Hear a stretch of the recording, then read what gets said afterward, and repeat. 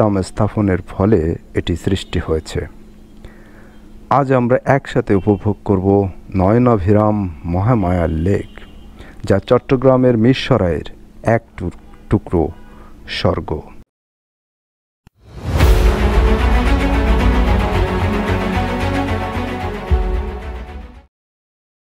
হে everyone, আসসালামু আলাইকুম। মহামায়ার উদ্দেশ্যে আমরা রওনা দিয়েছি। মহামায়া একজনে দিয়ে দেন, একজনে দেন। মেঘনা ব্রিজের টোল দিব আমরা এখন। সামনে 15টা বাইক, টোটাল 15।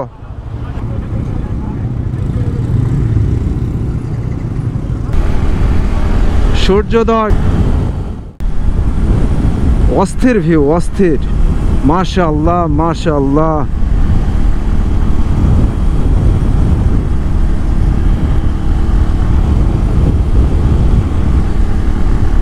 কোনো কথা হবে না, শুধু ফিল করতে হবে, ফিল।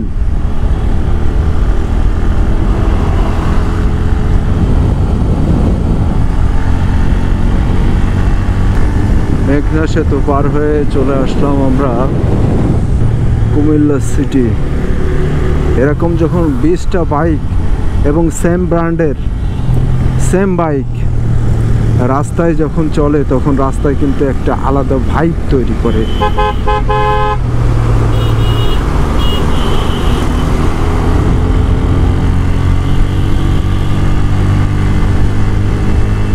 অসম্ভব সুন্দর দেখায়।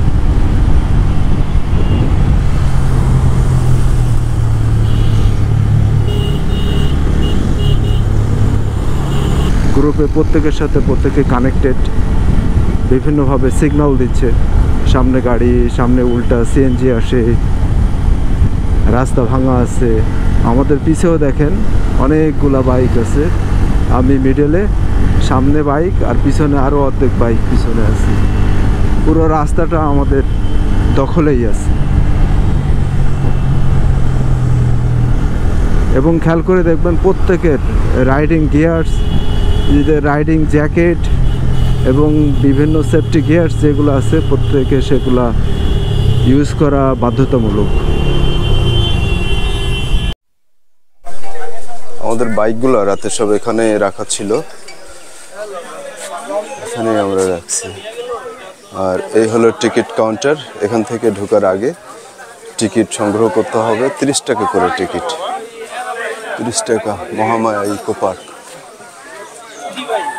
টিকিট সংগ্রহ করে তারপরে আপনাকে ঢুকতে হবে।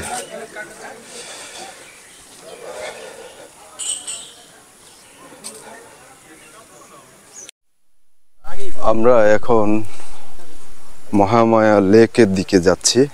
এখান থেকে টিকিট কাটলাম, 30 টাকা করে টিকিট। আমাদের কালকে রাতে টিকিট কাটা হয়েছিল, মানে কালকে রাতে যে আমরা এখানে থাকি নাই, বাট এখন হচ্ছে এই মানে যাই হোক কি বলবো, এটা ঠিক হয় না, আমাদের আবার নতুন করে নিতে হলো। তো চলেন আমরা সামনে যে বাংলাদেশের টুরিং স্পট যত জায়গা আছে সমস্ত জায়গাতে এরকম অনিয়ম। এটা আসলে কি ভাই কথা বলছিল, যেটা নিয়ে আমি বলছিলাম সেটা নিয়েই আমার 30 টাকা করে নেওয়া হয়েছে এবং বিদেশিদের জন্য সাইদুর ভাই সেই কথাই বলছে যে তাদের কাছ থেকে যে বাড়তি টাকা নেওয়া হয়েছে সেই বিষয়টি নিয়ে কথা বলছেন। It's not fair. তো বিষয়টি সেইভাবে দেখার জন্য কর্তৃপক্ষের কাছে রিকোয়েস্ট থাকলো। চলেন সামনের দিকে আগাই। বেশ কিছুটা পথ আপনাকে হেঁটে যেতে হবে। পাশে এরকম ঝাউবন। হ্যাঁ, বেশ ভালোই উঁচু। আমরা চলে আসলাম মহামায়া ইকো পার্ক।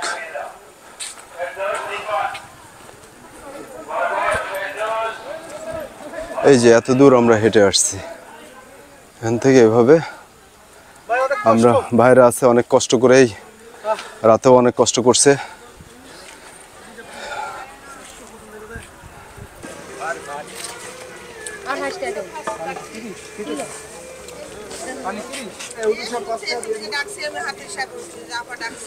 এখানে একটা আছে রেস্ট নেওয়ার মতো একটা, এটাকে ব্যাঙের ছাতার মতো। আপনারা যখন এটা ভিজিট করে ক্লান্ত হয়ে যাবেন তখন এখানে এসে আপনারা রেস্ট নিতে পারবেন, সেই সুযোগ এখানে রয়েছে। হ্যাঁ, কথা বলতে হবে।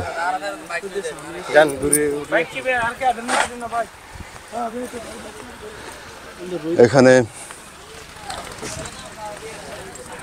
অনেকগুলো ইঞ্জিন চালিত বোট এখানে রয়েছে, সেগুলো আমরা এখন ভাড়া করে আমরা এই লেকটা ঘুরবো এখন। আর এই বোটগুলো মূলত ইজারাদারই মূলত এগুলো রেন্ট দিয়ে থাকেন। আর আমাদের রাতের ট্রেনটা তাবু ঠিক এখানে, এই যে ছাতাগুলো দেখা যাচ্ছে এর এই পাশ দিয়ে লাইন ধরে আপনার এই তাবুগুলো ছিল রাতে। তো রাতে আমরা এই যে দেখেন মাটির অবস্থা, বৃষ্টি হচ্ছে, প্রচুর বৃষ্টি হচ্ছে, যার কারণে বৃষ্টি, ঝড়, বজ্রপাত, যার কারণে এই তাঁবুতে কিন্তু রাতে আমরা থাকতে পারিনি।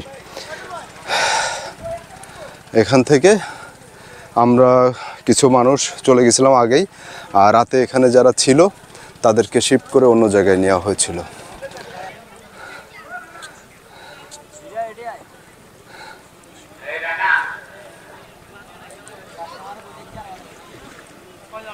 আপনি আমাদের একটু ক্লিয়ার করেন যে এই বড় বোর্ডটা আপনি বললেন যে 2000 টাকা সব, যদি 500 টাকা, জি, আর পুরো লেক বাউন্ডারি সাথে ঝর্ণা ঘুরলে 2000 টাকা। 2000 টাকা, জি। আমাদের জন্য কি একটু কনসিডার করা যাবে সামান্য? আমি আপনাদেরকে এটাই বলছি। আচ্ছা, ওই যে সাউনিওয়ালা বোর্ড, সাউনিওয়ালা এখন বোর্ডে সিরিয়ালে নাই। আমার একটা হ্যাঁ, বড়টা, অবশ্যই বড়টা। 2000 টাকা না? হ্যাঁ, 2000 টাকা, বড়টা 2000 টাকা। সাউনিওয়ালা নাই বোট? সাউনিওয়ালাটা হলে অনেকটা ভালো হয়। এই বাবু ভাই, এখন হবে না, সাউনি সহ বোট। আচ্ছা, ঠিক আছে, চলেন যাই আল্লাহর নামে। স্পটের নাম আমরা কিন্তু পুরাটা ঘুরবো, ঠিক আছে? পুরাটা সেইভাবে। হ্যাঁ, সেটা আমরা সেইভাবে আমরা কন্ট্যাক্ট করছি। 2000 টাকা, একটু বড় দেখে নিলাম। কি এখন বাজে হলো 10:51। এটা আমাদের এই বোর্ডে করে পুরো লেকটা ঘোরার জন্য সকাল কিন্তু সব থেকে বেস্ট টাইম। একেবারে সেই সূর্যোদয়ের পরপরই যদি আপনি ঘোরেন তখনই আপনার যেরকম ফিলটা পাবেন, এখন একটু রোদ বেশি হয়ে গেছে, সেই ফিলটা কিন্তু এখন পাওয়াটা কঠিন। আমরা যেটা বলছিলাম যে এখানে এটা বাংলাদেশের দ্বিতীয় সর্ববৃহৎ কৃত্রিম হ্রদ। আপনারা সবাই জানেন বাংলাদেশের প্রথম সর্ববৃহৎ কৃত্রিম লেক কাপ্তাই, যেটি কর্ণফুলী নদীতে বাঁধ দেওয়ার কারণে সৃষ্টি হয়। ঠিক সেভাবে দ্বিতীয় সর্ববৃহৎ কৃত্রিম লেক মহামায়াও কিন্তু 1999 সালের দিকে মহামায়া খালের উপর রাবার ড্যাম স্থাপনের ফলে এটি সৃষ্টি হয়েছে। আজ আমরা একসাথে উপভোগ করব নয়নাভিরাম মহামায়া লেক, যা চট্টগ্রামের মিরসরাইয়ের এক টুকরো স্বর্গ। কৃত্রিম লেক ছাড়াও এখানে রয়েছে উঁচু নিচু পাহাড় পর্বত, পাহাড়ি ঝর্ণা, পাহাড়ি গুহা ও রাবার ড্যাম। বাংলাদেশের সবচেয়ে বেশি প্রাকৃতিক ঝর্ণা রয়েছে মিরসরাই। দেশের অনেক ভ্রমণ পিপাসু মানুষের অন্যতম আকর্ষণীয় পছন্দের জায়গা এই মহামায়া লেক।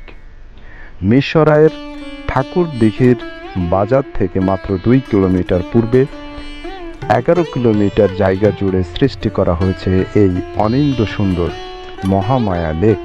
মহামায়া লেক কৃত্রিমভাবে সৃষ্টি করা হলেও পাহাড়, বন, ঝর্ণা সহ বাকি সব উপাদান কিন্তু প্রাকৃতিক।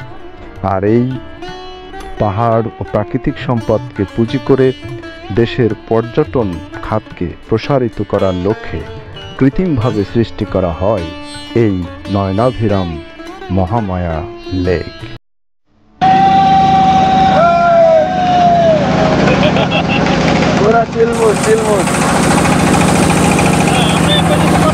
হ্যাঁ, মহামায়া লেকের একমাত্র কৃত্রিম ঝর্ণা যেটা, সেইটার কাছে আমরা খুবই নিকটবর্তী চলে আসছি। আপনারা দেখছেন যে ঝর্ণার যে প্রাকৃতিক সৌন্দর্য সেটি আপনারা এখন উপভোগ করছেন।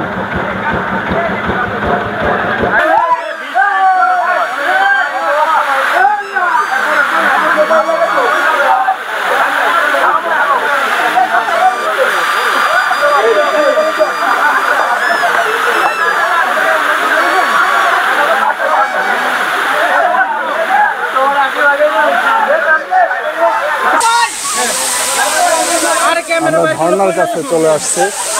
এই সেই মহামায়া লেকের কৃত্রিম ঝর্ণা, সবাই গোসল করছে। আমরা এখানে এখন গোসল করছি না, আমরা আরেকটা ঝর্ণা যাব, সেইখানে গিয়ে আমরা মূলত গোসল করব। সবাই এনজয় করছে, খুবই এনজয় করছে গোসল টোসল করে।